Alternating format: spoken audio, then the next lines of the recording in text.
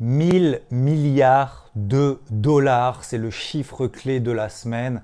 C'est la valorisation de l'entreprise, de la marque à la pomme, Apple, qui a atteint ce chiffre record, donc 1000 milliards de dollars de valorisation pour à peu près 250 milliards de dollars de chiffre d'affaires estimé pour l'exercice 2018, plus de 60 milliards quasiment de résultats nets, ce qui fait un peu plus de 20% de marge nette pour la marque à la pomme.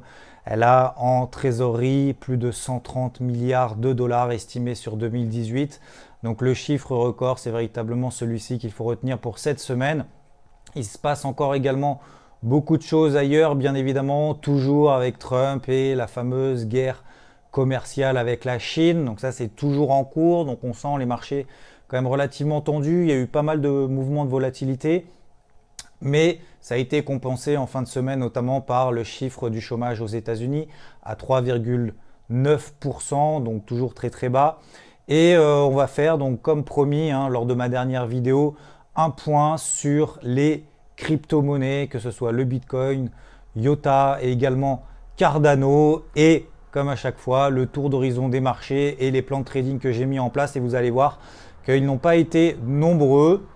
Ils ont plutôt bien fonctionné et il va falloir véritablement faire attention aux pièges parce qu'on a eu encore quelques pièges cette semaine. On va le voir également avec le Nasdaq. N'oubliez pas de vous abonner à la chaîne. Comme ça vous permettra d'être au courant lorsque je reprendrai les vidéos dans le courant du mois de septembre. Allez, on y va.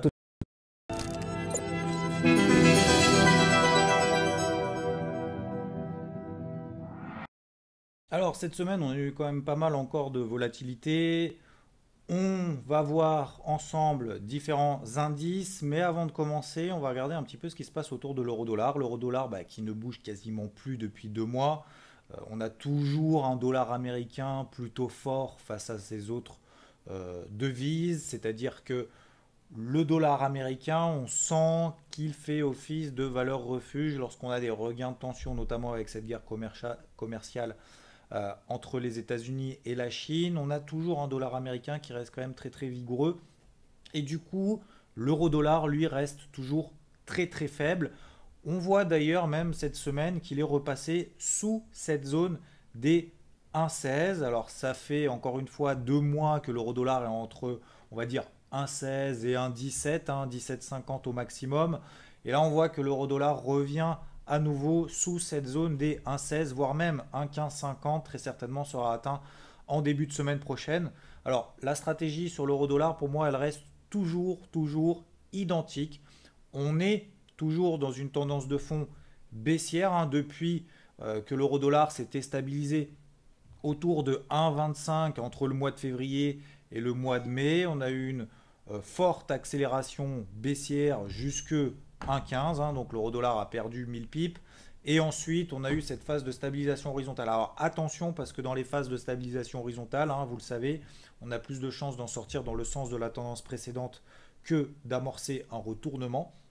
Donc là encore, l'euro-dollar arrive toutefois sur une zone des 1,15, qui est une zone quand même particulièrement importante, un support clé sur lequel on pourrait tout à fait avoir une réaction, en tout cas un travail de cette zone autour des 1,15. Alors ma stratégie reste toujours identique, c'est-à-dire qu'entre 1,15 et 1,18, je privilégie les achats autour des 1,15 et autour de la zone des 1,18, à l'inverse, je privilégie les stratégies de vente. Donc attention, semaine prochaine, ça vous donne déjà peut-être un plan de trading, ou en tout cas un actif en particulier à surveiller. L'euro-dollar est en train de se réveiller et s'il revient autour de cette zone des 1,15, entre 1,15 et 1,14, je vais chercher des stratégies acheteuses. Attention, je ne place pas d'ordre en carnet, d'ordre limite à l'avance, tout simplement parce que j'attends une réaction autour de cette zone des 1,15 et 1,14. Je n'entre pas en position contre un mouvement baissier si mouvement baissier il y a. Comme ça me permettra, le fait d'entrer sur un signal de retournement sur des unités de temps plus courtes,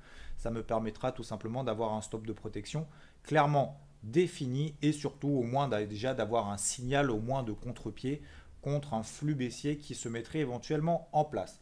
Ensuite, nous avons eu quand même quelques mouvements très importants aux États-Unis, toujours encore une fois avec ces rumeurs autour de Trump, que ce soit des rumeurs justement du fait qu'ils réouvrent les négociations, les discussions, ce qui a entraîné la semaine dernière justement peut-être un petit mouvement, entre guillemets, un petit mouvement haussier sur les marchés, que ce soit d'ailleurs européen ou américain.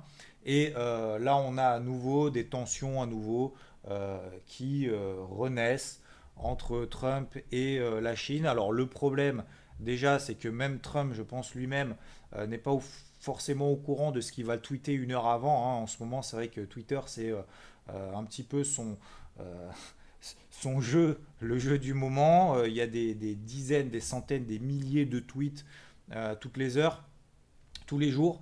Donc, c'est véritablement compliqué de savoir comment est-ce que va réagir le marché en fonction d'un tweet de Trump, etc.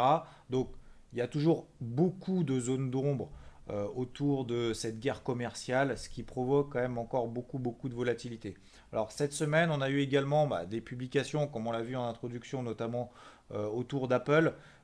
Et vous avez vu que le Nasdaq 100 a toujours bien réagi sur cette MM50 en daily.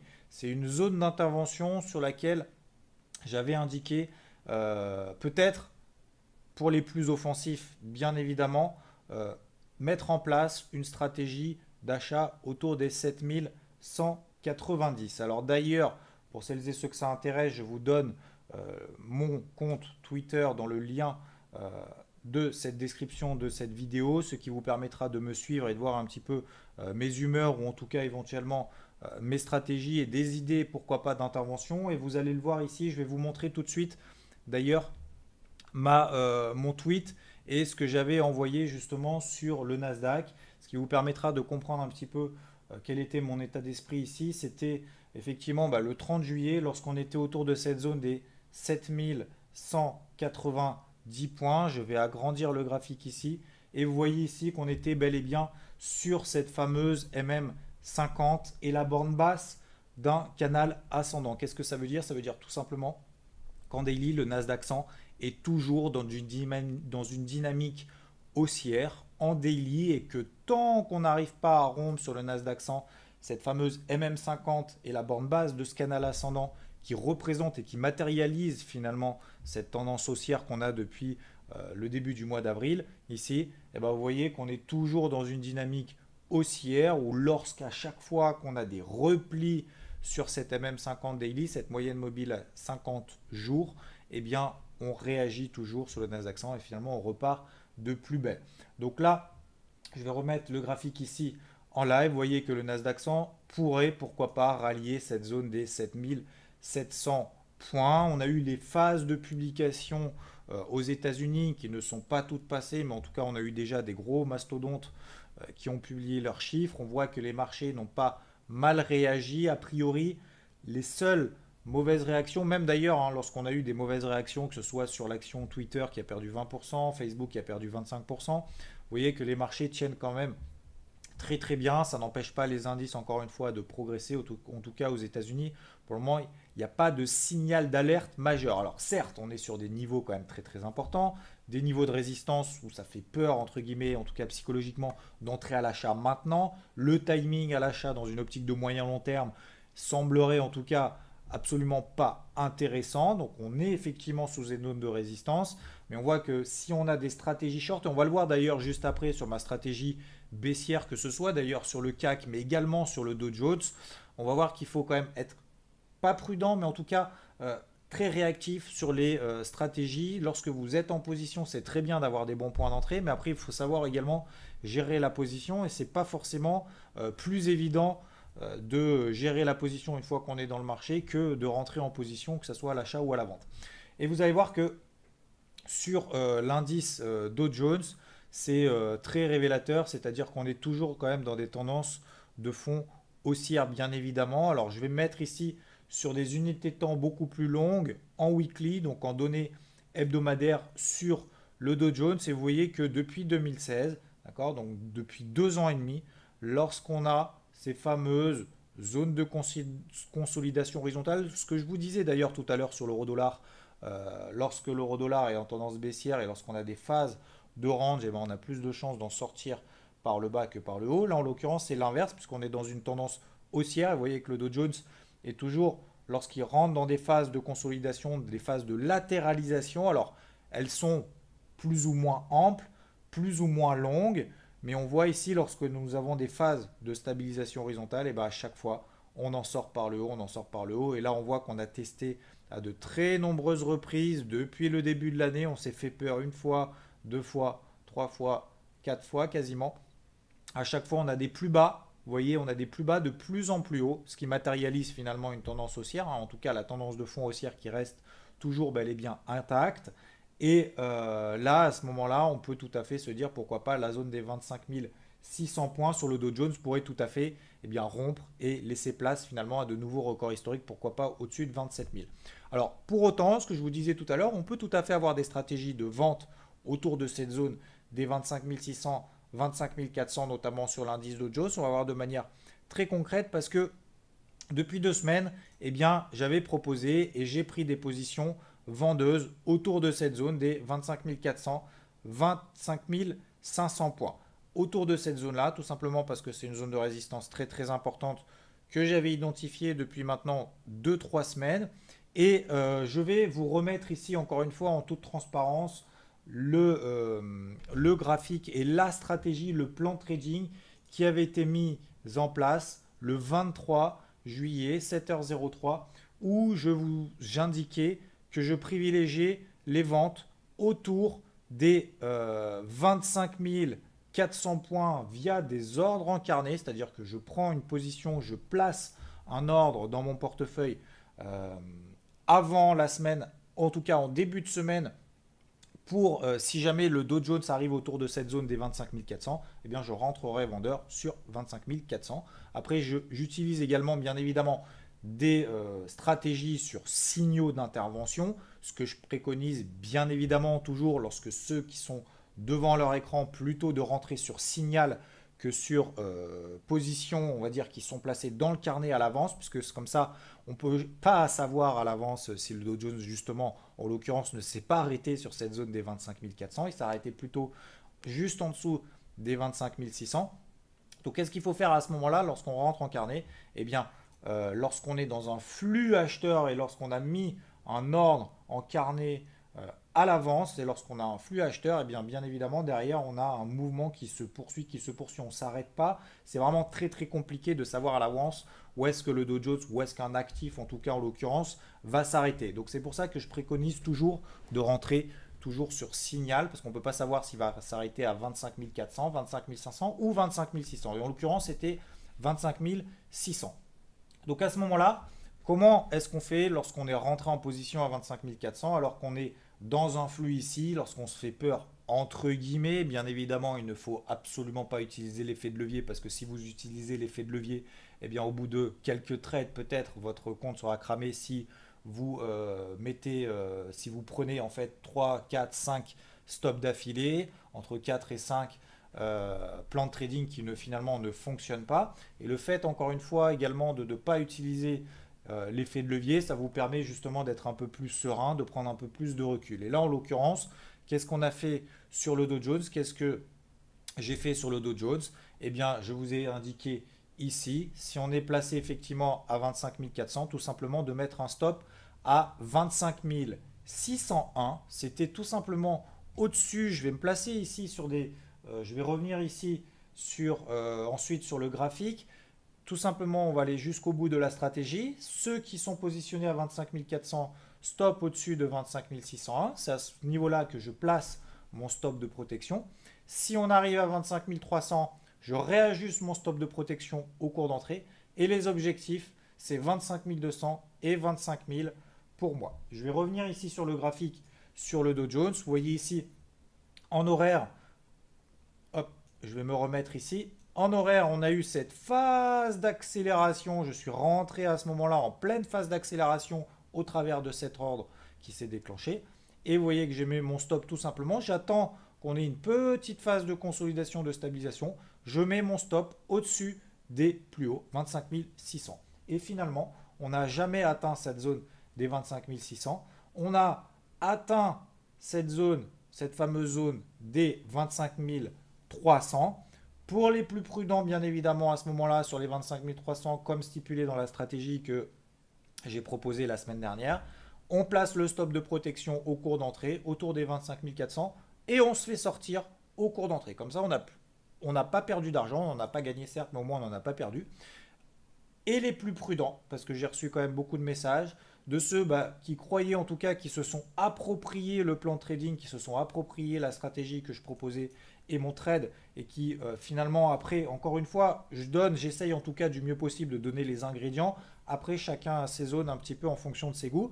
Donc j'ai vu qu'il y en a qui avaient justement conservé tout simplement la stratégie, qui n'ont pas mis le stop de protection au cours d'entrée lorsque la zone des 25 300 a été atteinte. Et vous avez vu que derrière l'objectif 25 200, 25 250, et ben cette zone d'objectif a été atteinte. Maintenant, qu'est-ce qu'on fait lorsqu'on a atteint un premier objectif et lorsqu'on allège les positions? Bien évidemment, la priorité, en tout cas la règle numéro 1, c'est de réajuster son stop de protection au cours d'entrée et derrière les stops de protection, que vous soyez d'ailleurs rentré à 25 300, à 25 400, voire même d'ailleurs à 25 500, très certainement le stop de protection sera atteint. Donc concernant le Dow Jones, vous voyez qu'on peut tout à fait avoir une vision en tout cas haussière, et je vais remettre ici sur des données vraiment très très longues. On sait qu'on peut tout à fait, en tout cas, qu'on a plus de chances d'accélérer à la hausse pour le moment. D'ailleurs, on a vu que les indices américains, je vous l'ai dit dans l'introduction,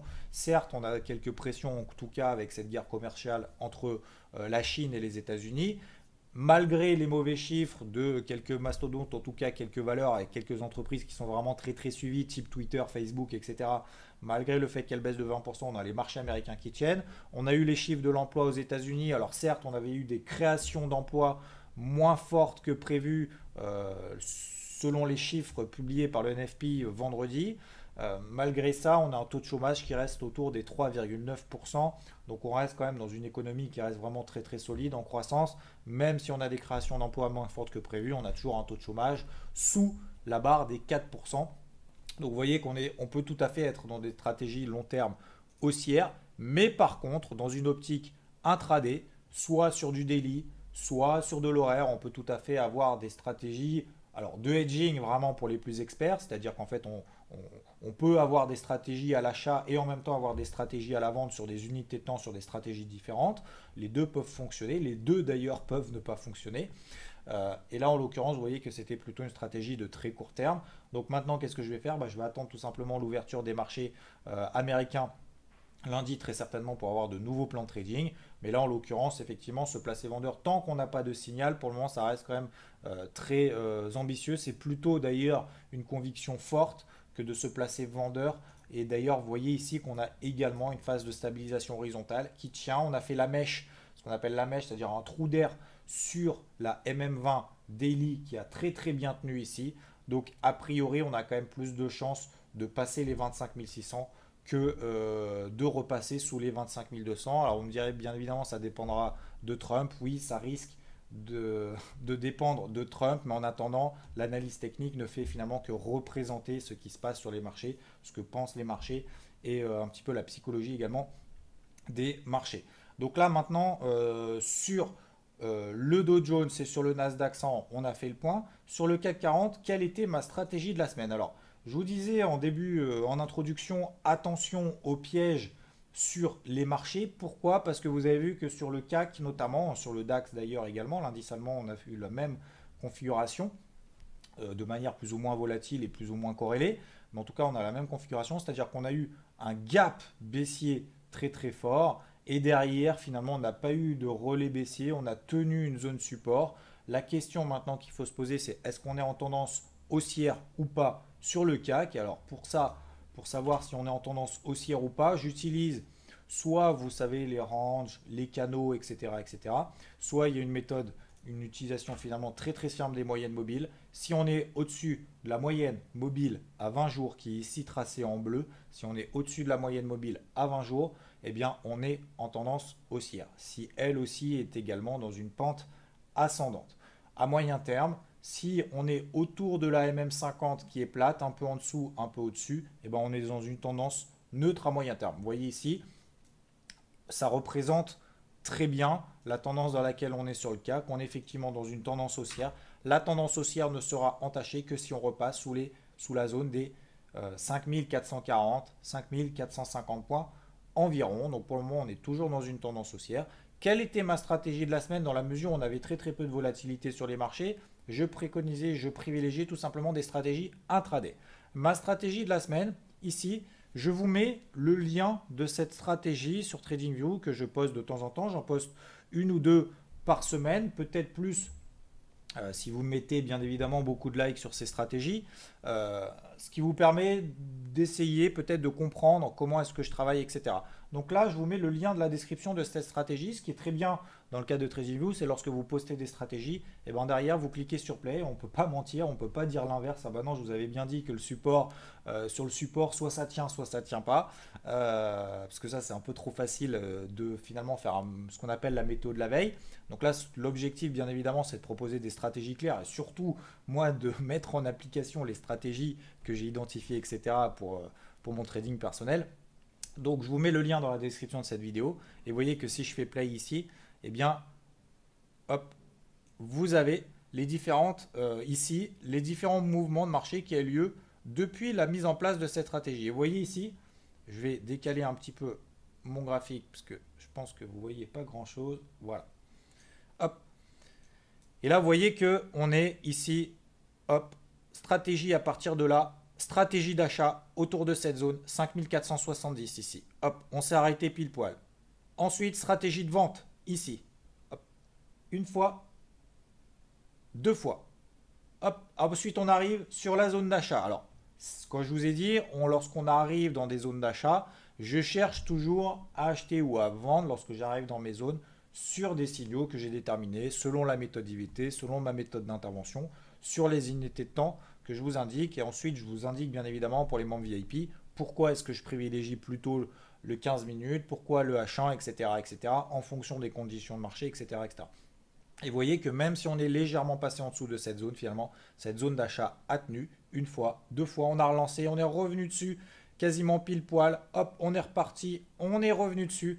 Donc il suffisait entre guillemets de travailler finalement une fois à l'achat, deux fois à la vente, trois fois à l'achat, et à chaque fois, même si on s'y reprend à plusieurs reprises, même si à chaque fois on se fait stopper au cours d'entrée, etc., on n'allège qu'une partie de la position, on se fait stopper au cours d'entrée, on reprend son signal, on allège une partie, ça fait quand même des gains, on va dire des petits gains récurrents, et surtout on sécurise la position. Donc même si on avait eu un mouvement d'accélération baissière, eh ben, on aurait été protégé justement avec ce stop de protection qui est ajusté au cours d'entrée. Donc aucun risque de perte, sauf bien évidemment si on a un gap baissier, si on garde la position, ce qu'on appelle overnight dans la nuit, et lorsque le matin, eh ben, on se lève avec une très forte baisse sans qu'on puisse finalement sortir la position au cours d'entrée. Donc vous voyez que les stratégies ont bien fonctionné et je vais continuer la semaine prochaine dans cette ligne-là.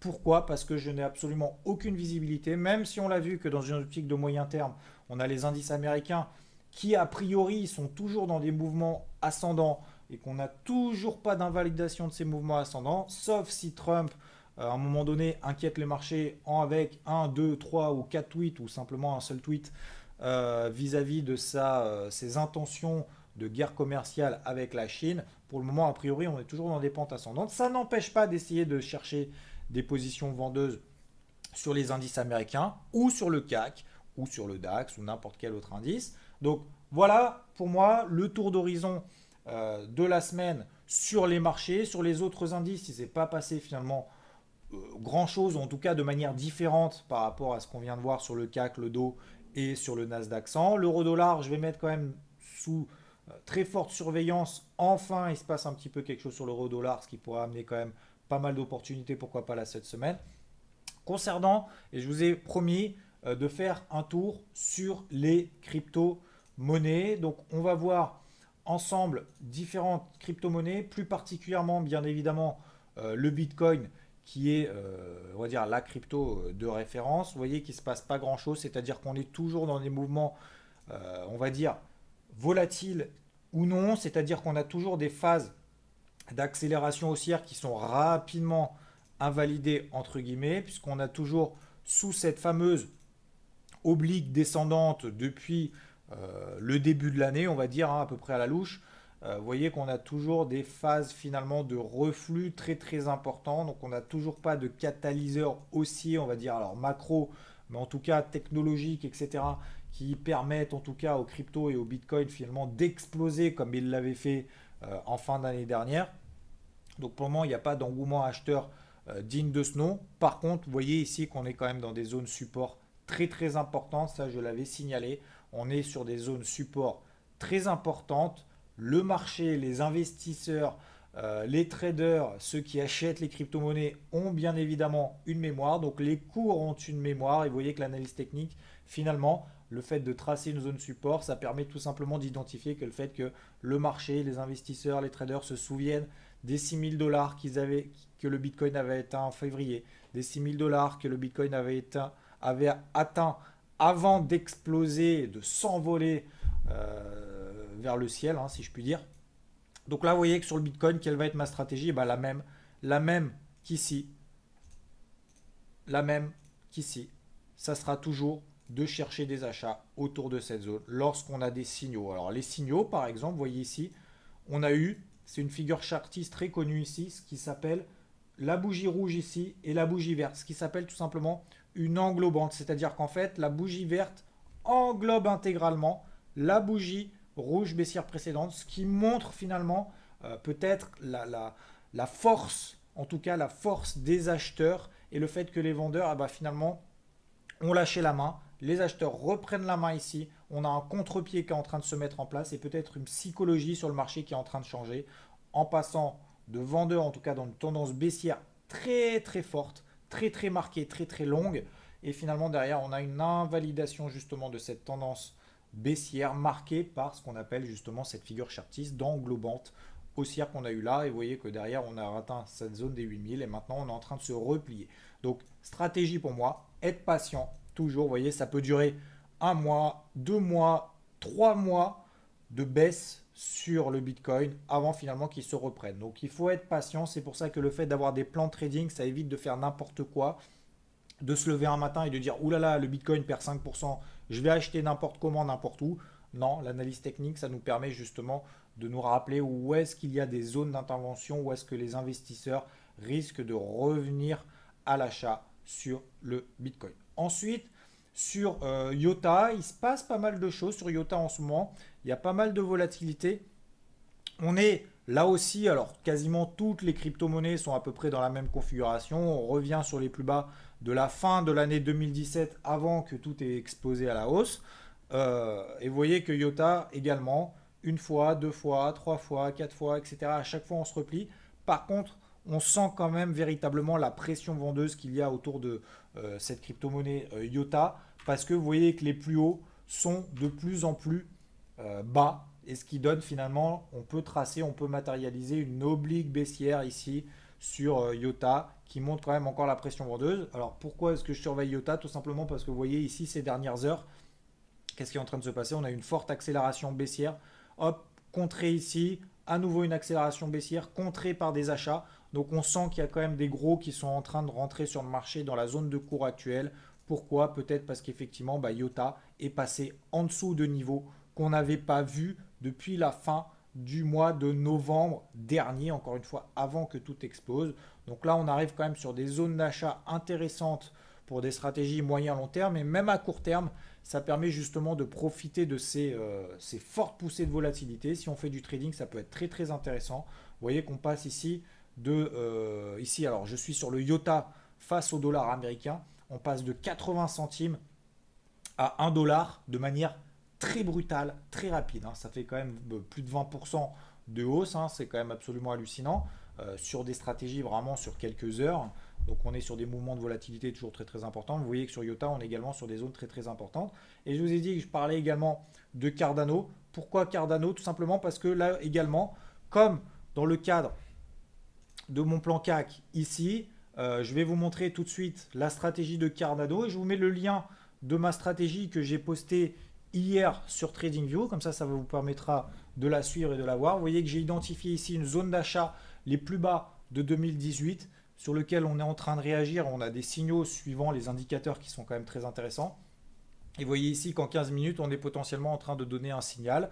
Donc, vous voyez que ici sur Cardano également pour des stratégies court terme, alors on ne va pas chercher des 200, 300, 400% comme on avait pu le connaître en fin d'année dernière, mais encore une fois, si on fait du trading sur des crypto-monnaies pour jouer des écarts et jouer tout simplement privilégier en tout cas des stratégies de trading à court terme, il peut y avoir des pourcentages, des variations de pourcentage très très importantes sur le marché des crypto-monnaies, peut-être à l'inverse du CAC où il y a des ranges de 5, 10, 15 points qui ne sont pas forcément très exploitables. Mais là, en l'occurrence, on a potentiellement une stratégie d'achat en cours. En tout cas, j'ai une stratégie, j'ai un achat en cours sur Cardano suivant le plan de trading ici que je vous mets dans le lien dans la description de cette vidéo. Voilà, donc on a vu ensemble le CAC, le Dow Jones, le Nasdaq, le Bitcoin, IOTA, Cardano. On a fait un tour d'horizon un petit peu.